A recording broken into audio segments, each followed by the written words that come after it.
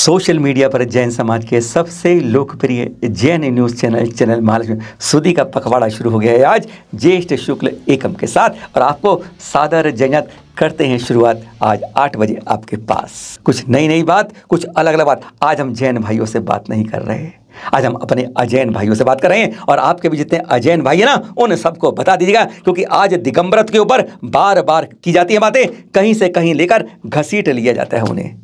कर्नाटक की बात हो कि जी वहाँ पर पहले बाहुबली स्वामी की जो उतंग प्रतिमा, पहले उसको चड्डी पहनाओ तब मानेंगे कि तुम मुसलमानों को हिजाब की बात करते हो। हिजाब के बारे में, वो हिजाब पहन के आती है लड़कियां जो हैं मुस्लिम, वो भगवा अपना स्कार्फ पहन के आते हैं, लड़ाई दोनों के भी चलती है। तो कुछ बोलते हैं कि हम भी अब तो इस रूप में नहीं जाते, तो हम दिगंबर रूप में ही अपने स्कूल जाएंगे। चर्चा टीवी में चढ़ती है, बड़े बड़े चैनल आज तक में भी इस तरह की बातें होती हैं कि अगर कोई यह कहने लगे अगर ऐसी बात है तो कल तो कहेंगे जी हम तो दिगंबर रूप में, उस रूप में जाना शुरू कर देंगे स्कूल। यानी इस तरह की चर्चाएं अभी भरी सभा थी रायपुर के अंदर। वहां एक और नेता कहने लगे अपनी बात कि अपने नंगे बाबा को चड्डी बनाओ। मतलब फर्क नहीं जानते कि नंगे और दिगंबर तो क्या फर्क होता है। आज उन सब के लिए हम उन 1700 के लगभग दिगंबर संतों के बारे में बताना चाहेंगे, क्योंकि कई बार क्या होता है, नीम हकीम खतरे जान, आदि जानते नहीं है, ना इधर के रहते हैं ना उधर के रहते हैं, बस वही गलती करते हैं। हम सारे अजैन भाइयों को आज कुछ उन दिगंबर संतों के बारे में बताएंगे। कहते हैं जब आप जान जाएंगे, अपने आप ये आंखें जो आपकी उठती थी ना, अपने आप उनके सामने नम हो जाएंगी, सर झुक जाएगा। और क्योंकि ऐसा ही होता है जब उनके बारे में जान जाते हैं।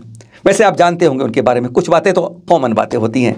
तन पर एक कपड़ा नहीं होता उनका, चाहे वह गर्मी के अंदर 45-46 डिग्री का तापमान हो तब हो, या सर्दी ठिठुरती हो, तापमान 0 डिग्री हो रहा हो, बर्फ पड़ रही हो, तब भी उनके मुंह से आह नहीं निकलती है, उफ नहीं होती है। वह तब भी उसी रूप रहते हैं, मौसम कैसा भी हो, हमेशा दिगंबरत्व रूप में रहते हैं, विहार करते हैं। आपने देखा है, आप भी चलते हैं, आप चलते हैं तो कभी साइकिल लेते हैं, रिक्शा लेते हैं, स्कूटर लेते हैं, बाइक लेते हैं, कार लेते हैं, अरे कभी बस लेते हैं, कभी रेलगाड़ी, और कभी हवाई जहाज लेते हैं। पर वह भी करते हैं विहार, वे हमेशा अपने 11 नंबर की गाड़ी यानी पैदल ही विहार करते हैं। कभी कुछ सहारा नहीं, हमेशा पैदल विहार बगैर जूते चप्पलों के होता है। और हजारों किलोमीटर, आज भी ऐसे संत हैं जो 50-50 किलोमीटर की पद यात्रा कर चुके हैं। खाना हम भी खाते हैं, खाना आप भी खाते हैं, हम 4-5 बार खाते हैं, आप भी शायद 6-7 बार खाते हैं, पर वह भी भोजन करते हैं। उनके भोजन को कहते हैं, हम आहार कहते हैं। शुद्धतम रूप से बनता है उनका भोजन, वह इस तरह का हमारी तरह नहीं खाते हैं। और एक बार 24 घंटे में खड़े होकर लेते हैं, दोनों पैरों के बीच में 4 उंगल का गैप रख के।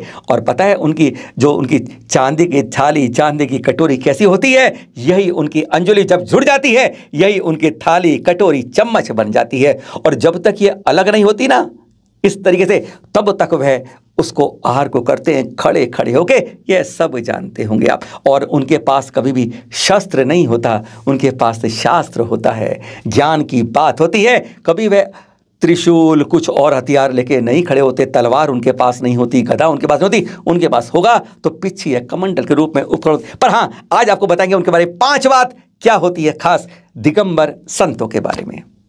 हाँ, तो शुरुआत अजैन भाइयों की जानकारी के लिए 1700 दिगंबर संतों के बारे में। पहला है, तन पर वस्त्र नहीं, हाथ में शस्त्र नहीं। यह है उन दिगंबरत्व की पहचान।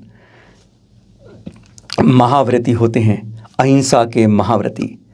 जैसा जन्म होता है ना हमारा, बस उनका दीक्षा से एक फिर पुनर्जन्म होता है, एक और नया जन्म होता है। और उसके बाद वह उसी बचपन के जैसे जन्म होता है, उसी रूप में जाते हैं। यानी तन पर कोई कपड़ा नहीं होता है, एक धागा नहीं होता है। चाहे गर्मी का तापमान हो, सर्दी हो, बरसात हो, कुछ भी हो, वह उसी रूप में रहते हैं। ना गर्मी में पसीना पहुँचते हैं, ना सर्दियों में कपकपाते हैं। यह होती है उनकी महानतम चर्या का रूप। और मरण तक इस रूप में जाते हैं, इसी दिगंबरत्व रूप में जाते हैं। वह दिशाओं को अपना अंबर, अपना वस्त्र बनाते हैं। कहते हैं छत उनकी आकाश गगन होता है और जमीन उनकी धरा पूरी होती है। वह इस तरीके के संत होते हैं। और उनके पास कोई शस्त्र नहीं होता है, पढ़ना होता है तो शास्त्र होता है। उनके पास 2 उपकरण जरूर होते हैं, एक पिच्छी और एक कमंडल। अनजान लोग पिच्छी को कह सकते हो, छोटी प्रकार की झाड़ू। आपकी मोटे भाषा में वह पिच्छी मोर के पंख की बनती है। जहाँ भी वे बैठते हैं, उठते हैं, किताब खोलते हैं, पढ़ते हैं, शास्त्र पढ़ते हैं, हर जगह पहले परिमार्जन करते हैं। जैसे आप घर में झाड़ू लगाते ना, ऐसी वे उस जगह को साफ करते हैं। उस पीछे से सूक्ष्म इतनी मुलायम होती है, चींटी क्या, चींटी से भी अनेक छोटे जीव भी उससे उन्हें घायल नहीं होते हैं। ऐसे उपकरण को वे सदा अपने साथ रखते हैं, अलग नहीं रखते हैं। और दूसरा होता है कमंडल, जिसमें जल भरा होता है। आप सोचेंगे पीने का, वह पीने का थर्मस नहीं होता है, वह केवल शुद्धि के लिए उपयोग करने का जल होता है। क्योंकि जल पीने का वह श्रावक के घर एक बार ही ग्रहण करते हैं, जब वे आहार करते हैं। यह है उनका खास बात, यह पहचान। तन पर वस्त्र नहीं और हाथ में शस्त्र नहीं। खड़े होकर 24 घंटे में एक बार लेते हैं हथेलियों में अंजुलि में आहार।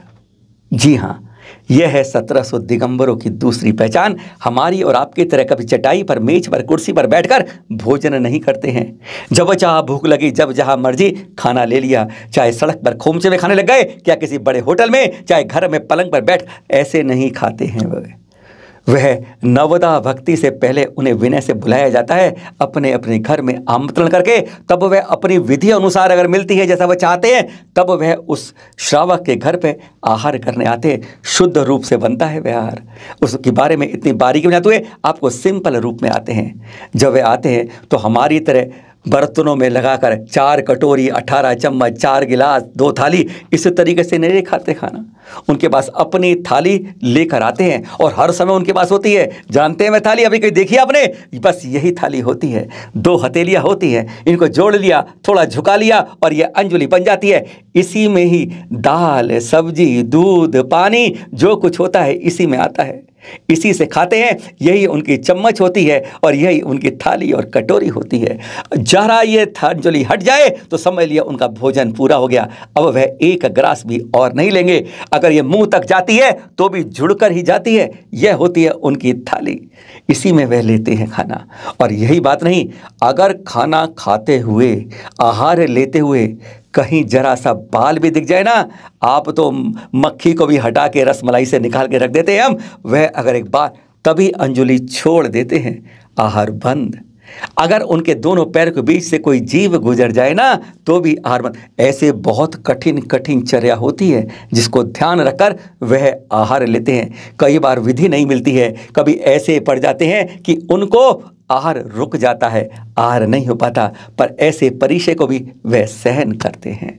खास बात नंबर 3, करते हैं पग विहार, पैदल विहार, और चलते हैं किलोमीटर किलोमीटर में। क्या खास बात, हमारी आपकी तरह रहकर, हमारी तरह कपड़े नहीं पहनने वाले, पर जाना तो पड़ता है हर को। हमें जाना पड़ता है, हम तोरण, अब तो हम 10 कदम के लिए भी स्कूटर और गाड़ी निकाल लेते हैं, साइकिल निकाल लेते हैं। जब हेल्थ की बात आती है तो साइकिल पे चलते हैं, जब ऐशराम की बात आती है तो कार पे चलते हैं, हवाई जहाज में चलते हैं, रेलगाड़ी में चलते हैं, बस में चलते हैं, 3 व्हील में चलते हैं, स्कूटर पे चलते हैं। अरे कोई भी वाहन मिल जाए हम चले देते हैं। पर यह कभी ऐसे नहीं चलते, पग विहार करते हैं। एक एक दिन में 20-20 किलोमीटर, 30-30 किलोमीटर भी विहार कर जाते हैं। जो हम गाड़ियों से घंटों में पहुंचते हैं, वह भी ऐसे पैदल विहार करते हैं। 50-50 हज़ार किलोमीटर, 60-60 हज़ार किलोमीटर बनने वाले आज भी अनेक संत इस धरा पर हैं। इन 1700 दिगंबर संतों में चंद किलोमीटर एक बार ठंडी सड़कों पर या गर्म तपती सड़कों पर विहार करके देखिएगा नग्न पैर, आपको मालूम चलेगा क्या होता है दिगंबरत्व के संत की चर्या का परिणाम। यह होते हैं हमारे दिगंबरत्व के महानतम 1700 संत, जिनको देखकर अपने आप जैन अजैन का ठप्पा नहीं लगता है, अपने आप उनके चरणों में नजरें झुक जाती हैं, नमन को मन अपने आप अंदर से कर जाता है। और नंबर 4 बात, कोई परिग्रह नहीं होता और ब्रह्मचर्य महाव्रतधारी होते हैं। ब्रह्मचर्य का मतलब समझ गए? आज देश में नहीं, हमारे अतीत में, चाहे हिंदुओं में हो, सिख में हो, ऐसा किसी भी धर्म में जाओ, आपको हर कोई अपने साथ कोई ना कोई पत्नी, स्त्री, महिला साथ में मिल जाएगी, उस तरह मिल जाएगी। पर यह जहाँ दीक्षा ले ली वहीं ब्रह्मचर्य महाव्रत का पालन करते हैं और कोई परिग्रह नहीं होता। ना वस्त्र होते हैं, ना मकान, ना दुकान, ना कुछ, ना रिश्तेदार, ना पड़ोसी, ना अड़ोसी, ना आधार, ना पैन, कुछ नहीं होता इनके पास, कुछ नहीं रखते अपने पास, ना एड्रेस होता है, ना कोई दुकान, कुछ नहीं होता। यह है इनका परिग्रह ना होना, यानी अपरिग्रह, कुछ भी पास नहीं होना। और साथ में ब्रह्मचर्य व्रत के धारी, यह जानते हैं सबसे कठिन होता है ब्रह्मचर्य को पालना, और वह केवल यही संत करते हैं, जैन मुनिराज करते हैं। और अब पांचवी बात, पांच ही करेंगे आपसे आज। बिना उपकरण सर और मुख के बालों को उखाड़ फेंकते हैं। हम क्या करते हैं, नाई के पास जाएंगे, रेजर लाएंगे, उस्तरा लाएंगे, तब हमारे बालों की कटिंग होती है, फिनिशिंग होती है, शेव होती है, फ्रेंच कट भी होती है, हर तरह का रूप होता है, कोई किसी स्टाइल का। और यह क्या करते हैं, यह केश लोच उस किसान की तरह करते हैं जो खरपतवार जब खेत में उखड़ आती है ना, तो घास फूस उसको हाथों से खींच कर उखाड़ फेंकता है, बस उसी तरीके से ये अपना बाल उखाड़ते हैं। इनकी भाषा में इसे केश लोच कहते हैं।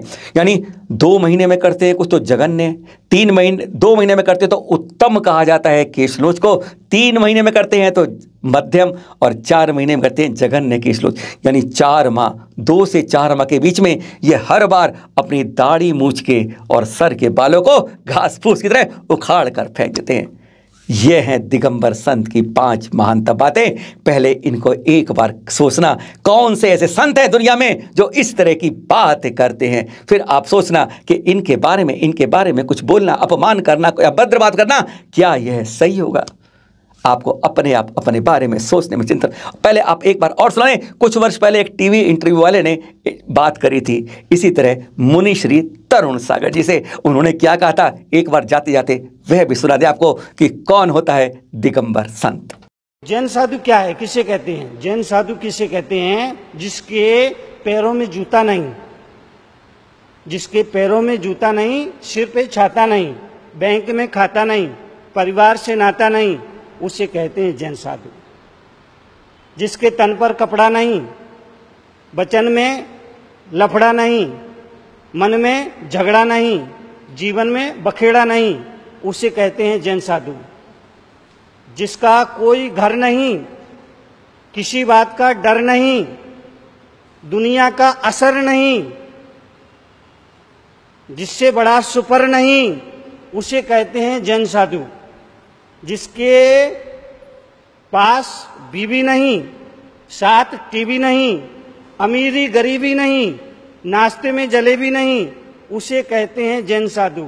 जो कच्चे पानी को छूता नहीं, बिस्तर पर सोता नहीं, होटल में खाता नहीं, उपसर्ग आ जाए तो रोता नहीं, उसे कहते हैं जैन साधु। और ये 4 पंक्तियां बहुत महत्वपूर्ण हैं। जिसे नाई की जरूरत नहीं, ये सोच करता है, जिसे नाई की जरूरत नहीं, जिसे तेली की जरूरत नहीं, जिसे सुनार की जरूरत नहीं, जिसे लोहार की जरूरत नहीं, जिसे व्यापार की जरूरत नहीं, जिसे दर्जी की जरूरत नहीं, जिसे धोबी की जरूरत नहीं, फिर भी सबको धोता है, उसे कहते हैं जैन साधु।